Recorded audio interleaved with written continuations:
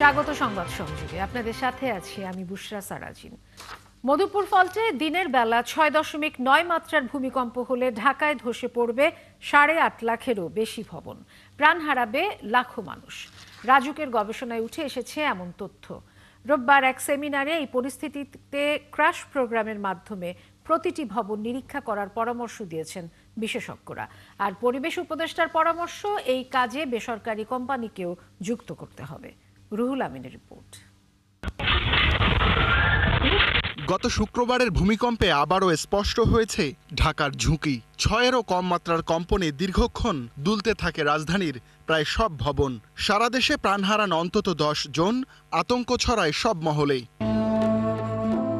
রাজুকের গবেষণা বলছে দিনের বেলা মধুপুর ফল্টে প্রায় 6 মাত্রার ভূমিকম্পেই ধসে পড়বে 8,65,000 ভবন, প্রাণ হারাবেন 2 লাখের বেশি মানুষ, আহত হবেন আরও কয়েক লাখ, আর্থিক ক্ষতি ছাড়াবে $25 বিলিয়ন।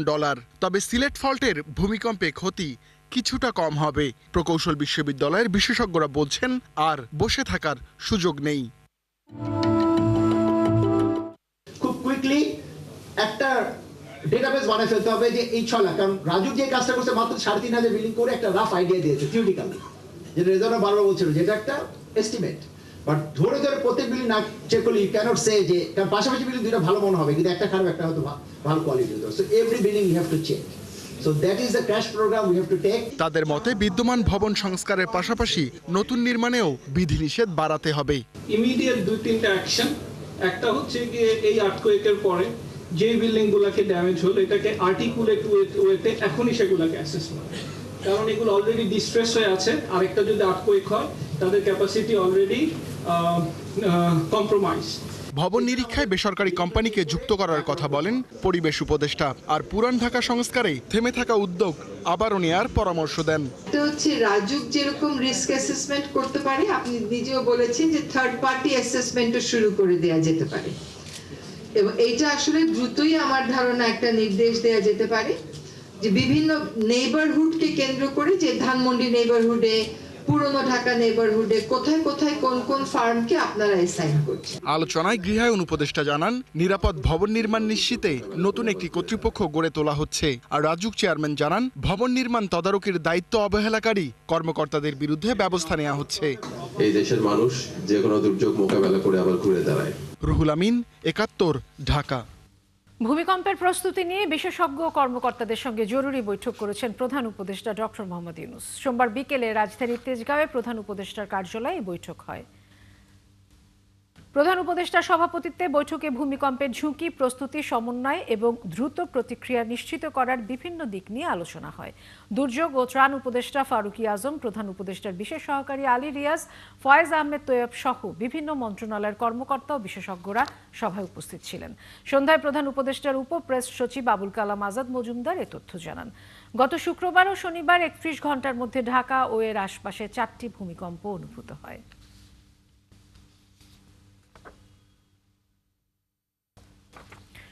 ভূমিকম্পের পর জরুরি ছুটির সাথে যুক্ত হতে পারে শীতকালীন ছুটিও। সোমবার এমনটা জানান ঢাকা বিশ্ববিদ্যালয়ের প্রক্টর অধ্যাপক সাইফুদ্দিন আহমেদ। তিনি আরও জানান সব শিক্ষার্থীরা চলে গেলে সংস্কার কার্যক্রম ভালোভাবে চালানো যাবে।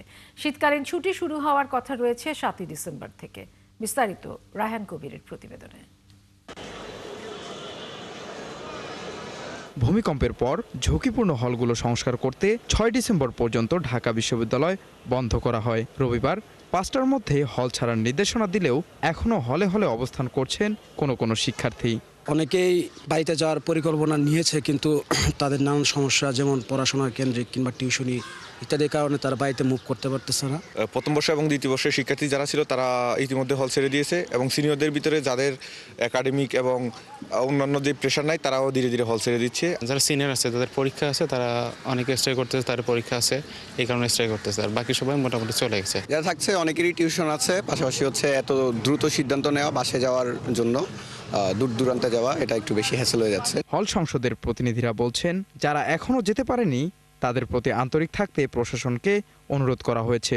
মৌলিক নিড যেগুলো আছে যেমন খাবার, তারপর হচ্ছে মৌলিক সার্ভিস যেগুলো আছে পরিচ্ছন্নতা, তো ওইগুলো যাতে নিশ্চিত করা হয় এবং পাশাপাশি তাদের নিরাপত্তা যাতে নিশ্চিত করা হয় সেই জন্য যাতে প্রশাসন সিদ্ধান্ত সহযোগিতা করে। এখন পর্যন্ত প্রশাসন সহযোগিতা করেছে, অনেকে কালকে যেতে পারে নাই, তারা আজকে যাচ্ছে, সন্ধ্যা বা রাতের মধ্যে অনেকে চলে যাবে। এদিকে বিশ্ববিদ্যালয়ের প্রক্টর বলছেন এই ছুটি আরও বাড়তে পারে। ছুটি যেটা আছে কিংবা যদি বাড়ানো হয় তাহলে আমাদের প্রাথমিক আইডিয়া হলো যে আমরা এই উইন্টার ভ্যাকেশনের সাথে হয়তো এটা অ্যাডজাস্ট করে নিব। আমরা 5 দিন পরে বুঝতে পারবো এবং সিন্ডিকেটে নিয়ে এটা করতে হবে। এবং দ্বিতীয়ত অধিকাংশই চলে গেছে হল থেকে। ইতিমধ্যে পরিস্থিতি পর্যবেক্ষণে হলগুলো পরিদর্শন শুরু করেছে প্রকৌশল বিশ্ববিদ্যালয়ের একটি বিশেষজ্ঞ দল। 4-5 দিনের মধ্যে তারা প্রাথমিক প্রতিবেদন জমা দিতে পারে। রায়হান কবির, 71, ঢাকা। ঢাকা বিশ্ববিদ্যালয়ের বিজয় 71 হলের এক্সটেনশনের আগুন নিয়ন্ত্রণে এসেছে। ফায়ার সার্ভিসের 4টি ইউনিট 17 মিনিটের চেষ্টায় আগুন নেভায়। ফায়ার সার্ভিস জানায় সন্ধ্যা 6টা 13 মিনিটে আগুন লাগার খবর পান তারা। পরে 4টি ইউনিট 6টা 30 মিনিটে আগুন নেভায়। এর আগে ঢাকা বিশ্ববিদ্যালয়ের বিজয় 71 হলে যমুনা ভবনের পেছনে এক্সটেনশনে আগুন লাগে। প্রত্যক্ষদর্শীরা জানান রান্নায় ব্যবহৃত গ্যাস সিলিন্ডার থেকে এই আগুন লাগে, তবে এতে কেউ হতাহত হয়নি।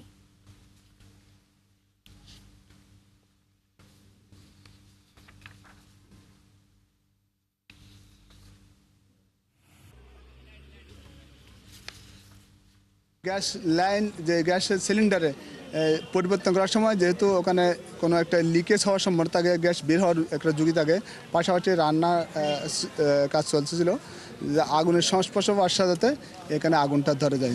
এখানে কোনো ক্ষয়ক্ষতি হয়নি, কেউ আহত হয়নি, শুধু ওখানে দোকানের যে কিছু রান্নার সামগ্রী এগুলো নষ্ট হয়েছে। মূলত এটা আমি জেনেছি যে গ্যাস চেঞ্জ করার সময় অসাবধানতার জন্য এই দুর্ঘটনাটা ঘটেছে। নির্বাচন আর গণভোট একসঙ্গে করায় খরচ বাড়লেও তফসিল ঘোষণার পরই কমিশনের চাহিদার ভিত্তিতে বরাদ্দ দেওয়া হবে, জানিয়েছেন অর্থ উপদেষ্টা সালেউদ্দিন আহমেদ। তিনি বলেন, চ্যালেঞ্জ হলেও গণভোট ও সংসদ নির্বাচন একদিনে হওয়া উচিত। সেই সঙ্গে স্বরাষ্ট্র মন্ত্রণালয়ের নির্দেশে স্পর্শকাতর কেন্দ্রে বডি ক্যামেরা দেওয়া হবে বলে জানিয়েছেন তিনি। শারমিন নীরার প্রতিবেদন। দেশের ইতিহাসে প্রথমবারের মতো একসঙ্গে হতে যাচ্ছে জাতীয় নির্বাচন ও গণভোট। অন্তর্বর্তী সরকারের এই সিদ্ধান্ত নিয়ে নানা মন্তব্য থাকলেও সরকার মনে করছে জাতীয় নির্বাচন ও গণভোট একসাথে হওয়াটাই যৌক্তিক। সকালে সচিবালয়ে সরকারি ক্রয় সংক্রান্ত উপদেষ্টা কমিটির বৈঠক শেষে অর্থ উপদেষ্টা ডক্টর সালেউদ্দিন আহমেদ বলেন, চ্যালেঞ্জ হলেও একই দিনে নির্বাচন আর গণভোট করতে হবে কমিশনকে। চ্যালেঞ্জটা হলো চ্যালেঞ্জটা গ্রহণ করতে হবে, একই দিনে করা, তাই না? যেটা সরকার থেকে সিদ্ধান্ত নিয়েছে আমরা, যেটা প্রধান উপদেষ্টা বলে দিয়েছে একদিকে করা, কারণ 2 দিন করা জিনিসটা মানে এত এন্টায়ার জিনিস রিটার্নিং অফিসার মোবিলাইজ করা, আপনি জানেন এটা খুব সোজা কাজ না। ইভেন কিছু কিছু ব্যাংকের অফিসার, জুনিয়র অফিসার, তারাও তো ডিউটিতে যাবে, স্কুলের টিচাররা যাবে, আপনি 2 দিন নিয়ে আসবেন, তাদেরকে দিশে করবেন, এগুলো তো ডিফিকাল্ট। অর্থাৎ একদিনে করাটা পৃথিবীর অনেক দেশেই তো এরকম হয়তো। অর্থ উপদেষ্টা বলেন, নির্বাচন আর গণভোট একসঙ্গে করায় খরচ বাড়বে। তফসিল ঘোষণার পর নির্বাচন কমিশনের চাহিদার ভিত্তিতে বরাদ্দ দেওয়া হবে। ডিসেম্বরে দেওয়া হবে রিভাইজ বাজেট। ওদের রিকোয়ারমেন্ট কত রকম দিতে একটা গণভোটের ব্যাপারটা আসছে, এটা তো আগে যখন আমরা বাজেট দিয়েছি সেই ওই প্রজেকশনে ওদের এটা ছিল না হয়তো। তারপরে ওরা এখন আপনার ওই যে বিদেশে যে আজকে থেকে 25 তারিখ থেকে শুরু হবে বিদেশে ভোটারদের এনরোলমেন্ট আপনাদের এমবেসিতে, সেটার হয়তো তখন ফরেন মিনিস্টার থেকে হয়তো আমাদেরকে চাইতে পারে যে তাদের তো আমি দেখে আসছি, সিঙ্গাপুর যে গেলাম, এর আগে আমি জাপানে দেখছি ওরা প্রিপারেটরি এসে নিচ্ছে, লোকজন যোগাযোগ করছে, সেখানে ওদের কস্ট ইনভলভ হতে, ওদের অফিসাররা ওভারটাইম করবে। নির্বাচন উপলক্ষে পুলিশের বডি ক্যামেরা কেনা নিয়ে এক প্রশ্নের উত্তরে উপদেষ্টা বলেন, স্পর্শকাতর ভোট কেন্দ্রে এটি দেয়া হবে, যা ঠিক করবে স্বরাষ্ট্র মন্ত্রণালয়। ওখানে তো ইনভলভ কিন্তু স্বরাষ্ট্র মন্ত্রণালয় ডিরেক্টলি, এবং ইসিরও কিন্তু ওই কেনার ব্যাপারে বডি ক্যামেরার ব্যাপারে দায়িত্ব নাই। এদিন বৈঠকে চাল আমদানির ব্যাপারে সিদ্ধান্তের কথাও জানান অর্থ উপদেষ্টা। তো আমাদের কোনো ক্রমে যেন না বাড়ে চালের দামগুলো, সেই জন্য আমরা নন বাসমতি চাল আবার আনবো। শারমিন নীরা, 71, ঢাকা। নির্বাচন নিয়ে একটি অংশ এক এক সময় এক এক মন্তব্য করছে, এমন কথা জানিয়ে বিএনপি নেতা গয়েশ্বরচন্দ্র রায় বলেছেন তাদের কথা শোনার জন্য জনগণ বসেনি। আর দলটির আরেক নেতা নজরুল ইসলাম খান বলছেন কর্মঘণ্টা কমিয়ে দেওয়ার কথা বলে নারীদের কর্মসংস্থান ঝুঁকিতে ফেলেছে একটি দল। রাজধানীতে আলাদা অনুষ্ঠানে তারা এসব কথা বলেন। মাহিলা ইসলামের প্রতিবেদন। 2025 সালে আমি ওয়ার্ল্ডের সবথেকে বড় নিউক্লিয়ার শিক্ষার অগ্রযাত্রাকে সর্বোচ্চ গুরুত্ব দিয়ে যে রূপকল্প হাতে নিয়েছে বিএনপি, তারই ধারাবাহিকতায় নতুন দিগন্ত উন্মোচন করেছে ফ্লাইবুক। এটি হচ্ছে ভবিষ্যৎমুখী শিক্ষা প্রযুক্তি প্ল্যাটফর্ম। বিএনপির সার্বিক সহযোগিতায় রাজধানীতে যাত্রা শুরু করল বিশ্বের সর্বপ্রথম শিক্ষাভিত্তিক সামাজিক যোগাযোগ মাধ্যমের এই প্ল্যাটফর্ম।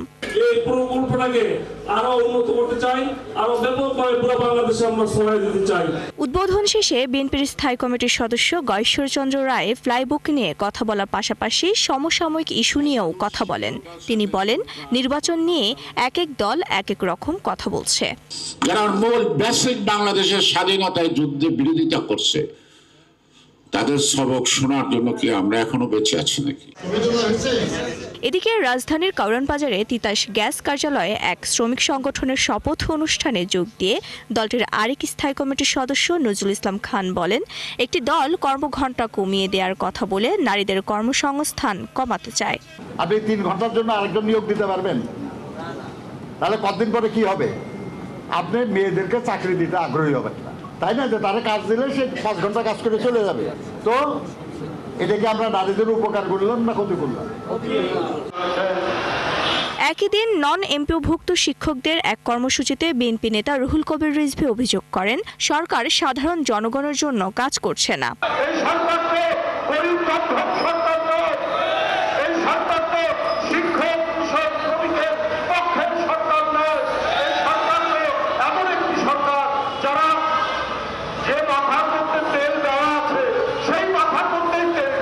অবাধ ও সুষ্ঠু নির্বাচন আয়োজনে সরকারের প্রতি আস্থা থাকলেও কিছু উপদেষ্টার কার্যক্রম সন্তোষজনক নয় বলেও মত এই নেতার।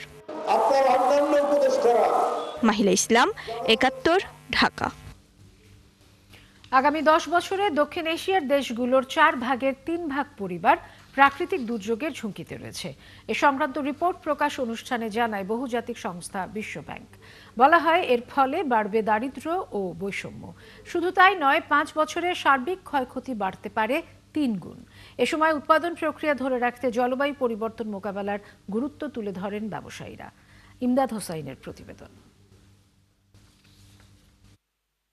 প্রতি বছর প্রাকৃতিক দুর্যোগে বড় ধরনের ক্ষতিতে পড়ে বাংলাদেশ, যার সবশেষ উদাহরণ ফেনীর ভয়াবহ বন্যা। সময়ে অসময়ে এসব দুর্যোগের মাত্রা বাড়ছে প্রতি বছরই। তারই ইতিহাস ও ভবিষ্যৎ পর্যালোচনা করে বিশ্বব্যাংক জানায়, এই হার আরও বাড়বে আগামী 1 দশকে। এই সঙ্গে মানুষ খরার শিকার হবে আর বন্যার কবলে পড়বেন অন্তত 46 কোটি, যার ফলে বিপর্যয় নেমে আসতে পারে সার্বিক অর্থনীতিতে। এছাড়া 2029 সাল নাগাদ ক্ষয়ক্ষতির পরিমাণ বাড়তে পারে প্রায় 3 গুণ। Half of the non-poor Bangladeshi living just above the threshold and therefore facing the risk of falling back into poverty with only a mild shock, so making it even more important. Heat causes a loss of 2% of revenue. Now the firm adapts by installing air conditioning, and then the effect of heat falls to 1. সংস্থাটি জানায়, বাংলাদেশ সহ দক্ষিণ এশিয়ার 75% কমপক্ষে একটি দুর্যোগের মুখোমুখি হয়েছে, যার ক্ষতি কাটিয়ে উঠতে পারেননি অনেকে। সেমিনারে ব্যবসায়ীরা বলেন, পরিবর্তনের সঙ্গে সম্পর্কিত, ফলে তার নিয়ন্ত্রণে প্রয়োজনীয় পদক্ষেপের উপর জোর দেন তারা। Before investing, people invest their very hard-earned wealth, so that should be very wise. So how to support them? It should be systemic. Now being protected, their optimism rises, and that reduces adaptation effort. There are measures that private sector or individuals are taking without any actual impact. How we could have reaped the benefit if those technical knowledge was there with us, then it would have made the investment worthwhile. Bangladesh সহ পুরো অঞ্চলের ব্যবসায় অবকাঠামোর দুর্বলতা তুলে ধরে বলা হয়, অর্ধেক প্রতিষ্ঠানেই নেই রেকর্ড ভিত্তিক পরিকল্পনা। ইমদাদ হোসাইন, ৭১, ঢাকা। ধর্ম অবমাননার মামলায় কারাবন্দী মানিকগঞ্জের বাউল আবুল সরকারের মুক্তি ও ভিন্ন মতের ওপর হামলার নিন্দা জানিয়েছেন কবি ও চিন্তক ফরহাদ মজহার।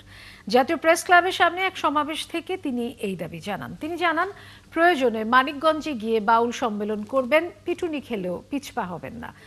এই প্রতিবাদ সমাবেশে কারাবন্দী বাউলের সহধর্মিণী আলেয়া সরকার জানান তার স্বামী নির্দোষ, তিনি তার নিঃশর্ত মুক্তি চেয়েছেন।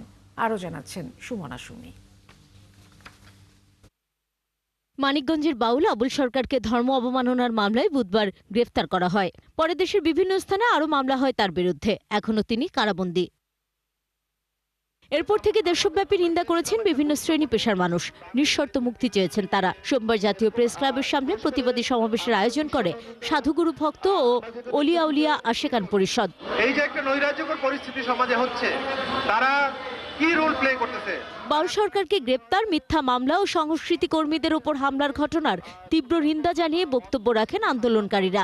কৃত্রিম একটা সংকট তৈরি করা হচ্ছে, যেখানে নাকি অন্য মতের অন্য পথের লোকরা কথা বলতে পারবে না। যখন আমার দেশের বাউলরা শিল্পীদের উপরে হামলা করা হচ্ছে, অন্যায়ভাবে গ্রেপ্তার করা হচ্ছে, তখন কোথায় মোস্তফা সরোয়ার ফারুকী, কোথায় ডক্টর ইউনূস, কোথায় আমাদের সুপ্রশাসন? সরকার যদি কঠিন হস্তে দমন করে, তাহলে আজকে এই সাহস তারা কোথায় পায়? এই কর্মসূচিতে অংশ নেন বাউল আবুল সরকারের সহধর্মিণী আলেয়া সরকার। তিনি বলেন, তার স্বামী ধর্ম অবমাননা করেননি, দ্রুত মুক্তির দাবি জানান তিনি। একজন নির্দোষ মানুষকে শুধু শুধু জেল খাটাচ্ছে, গ্রেপ্তার করেছে। আমি আবুল সরকার সাহেবের নিঃশর্ত মুক্তি দাবি। সমাবেশে অংশগ্রহণ করেন কবি ও চিন্তক ফরহাদ মজহার। তিনি জানায়, 5 আগস্টের পরেই সরকার বাউল সহ সংস্কৃতি কর্মীদের সুরক্ষা দিতে পারেনি। সহিংসতা ইসলামের পথ নয়। যারা নিরীহ মানুষের উপর জুলুম করে, যারা সহিংস করে, তারা কখনোই রাসূলের উম্মত হিসেবে নিজেকে দাবি করতে পারে না। মুক্তির দাবিতে স্বরাষ্ট্র মন্ত্রণালয়ে স্মারকলিপি দিয়েছে সাধুগুরু ভক্ত ও অলিয়া উলিয়া আশেকান পরিষদ। এদিকে বাউল আবুল সরকারের মুক্তির দাবিতে বিবৃতি দিয়েছে মানবাধিকার সংস্থা আইন ও সালিশ কেন্দ্র। ভিন্ন মতের মানুষের উপর এমন নির্যাতন ঘটনা বন্ধে রাষ্ট্রের ভূমিকার সমালোচনাও করা হয় বিবৃতিতে। সুমনা সুমি, 71, ঢাকা। বাংলাদেশের আইন ও সাংবিধানিক প্রতিষ্ঠানগুলো পরিকল্পিত রূপান্তরের মধ্য দিয়ে অগ্রসর হচ্ছে বলে মন্তব্য করেছেন প্রধান বিচারপতি ডক্টর সৈয়দ রেফাত আহমেদ। আইনজীবীদের পেশাগত সক্ষমতা বাড়াতে সিপিডি প্রকল্পের উদ্বোধনী অনুষ্ঠানে তিনি এই মন্তব্য করেন। প্রধান বিচারপতি বলেন, বিশ্বে আইন পেশায় দ্রুত পরিবর্তন আসছে। ডিজিটাল রূপান্তর ও কৃত্রিম বুদ্ধিমত্তার ব্যবহারে আইনজীবীদের প্রস্তুত হতে হবে। অনুষ্ঠানে অ্যাটর্নি জেনারেল মোহাম্মদ আসাদুজ্জামান বলেন, আগামী দশকের চ্যালেঞ্জ মোকাবেলায় বার কাউন্সিল পরীক্ষার পদ্ধতি পরিবর্তনের সময় এসেছে। অনুষ্ঠানে উপস্থিত ছিলেন সুপ্রিম কোর্ট আইনজীবী সমিতির সভাপতি ব্যারিস্টার মাহবুব উদ্দিন খোকন। তিনি দক্ষতার সংকট কাটাতে উপযুক্ত প্রশিক্ষণ প্রয়োজন বলে মত দেন।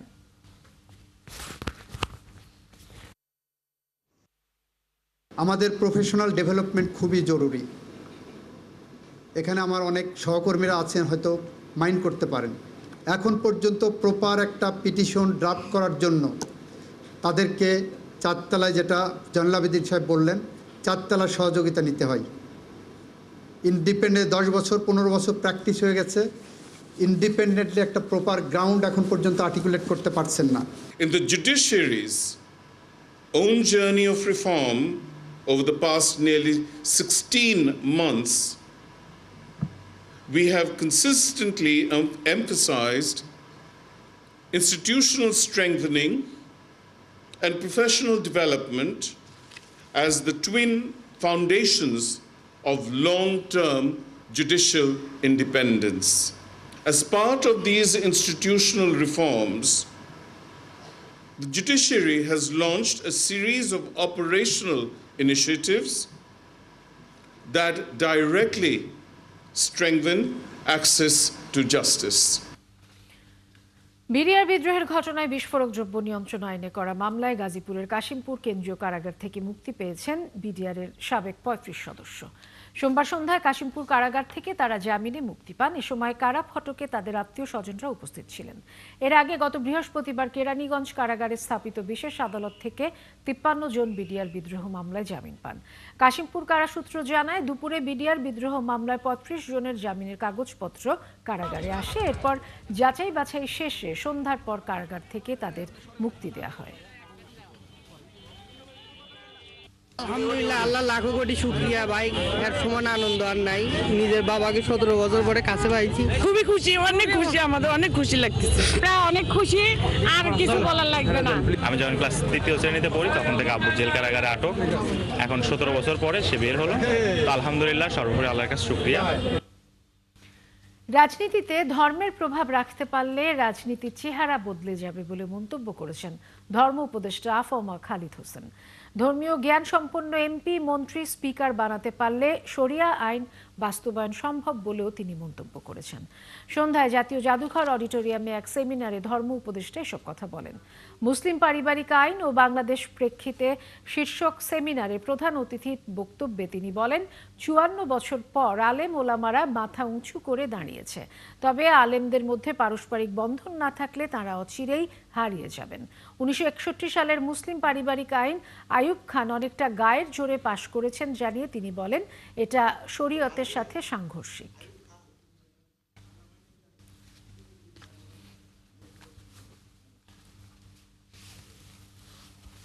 রাজনীতি এবং প্রশাসন ধর্মের প্রভাব যদি আমরা রাখতে পারি, আমাদের সমাজের চেহারা পাল্টে যাবে।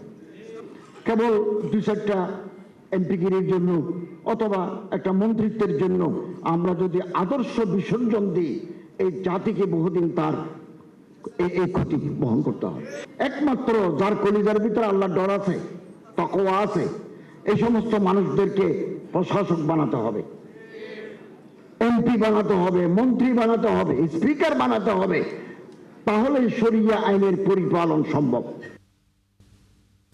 চলছে সংবাদ সংযোগ, সরাসরি সংবাদ অনুষ্ঠান দেখতে চোখ রাখুন 71-এর ফেসবুক পেজে এবং সাবস্ক্রাইব করুন 71-এর ইউটিউব চ্যানেল।